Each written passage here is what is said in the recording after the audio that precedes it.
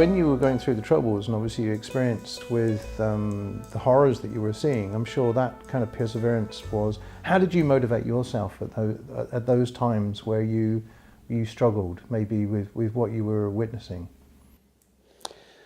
I think, well, I'm 67 now. I think whenever you're younger, a younger person, I'm not saying it's easier to deal with reporting violence, but maybe you can handle it better. Maybe you have more, it doesn't hit you so emotionally. This might be totally wrong.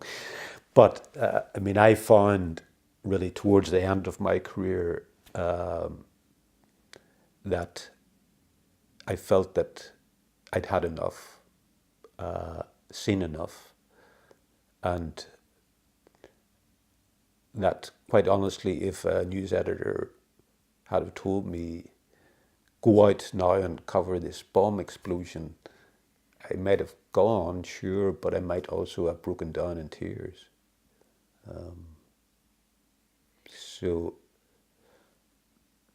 But these are all passages of life, and I've had a great experience in journalism.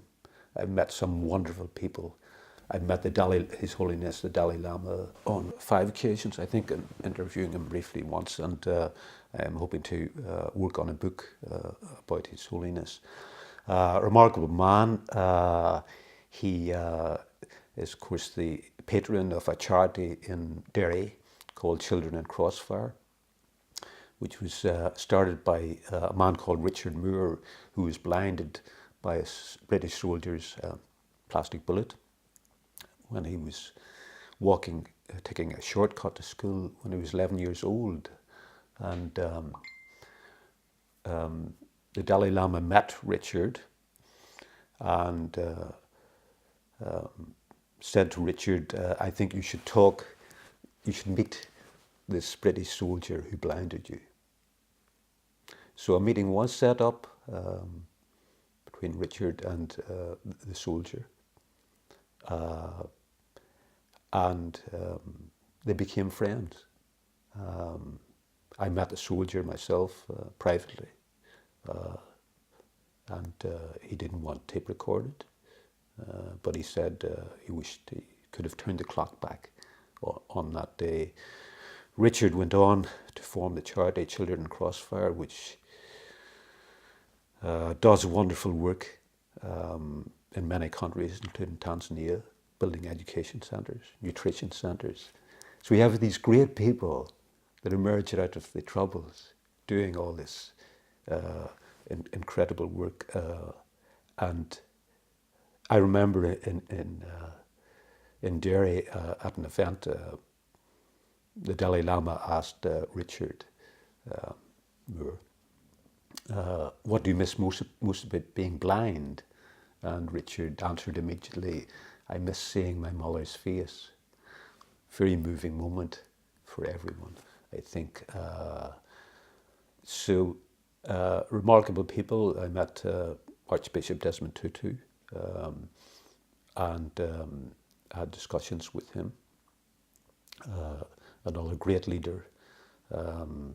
And he said many years ago to me that the victims' issue should have been dealt with sooner, but unfortunately the issue has been dragging on and little progress is being made. And many of the relatives of these victims now, of course, are old themselves and will pass on. But these are difficult times, and I suppose at a certain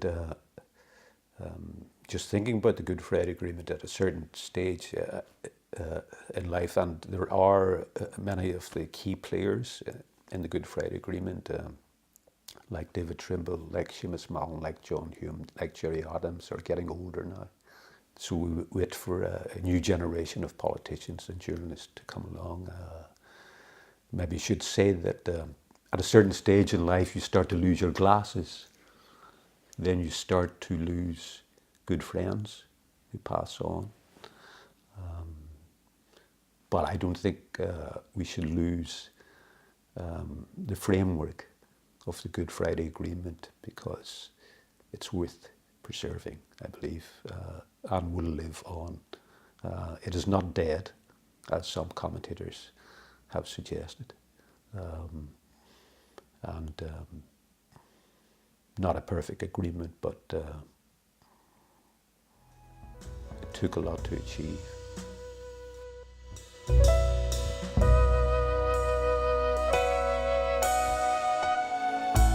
We have more on the way, so please subscribe to this channel and check out the link below if you'd consider becoming a patron to help us keep making more content. Thanks for watching.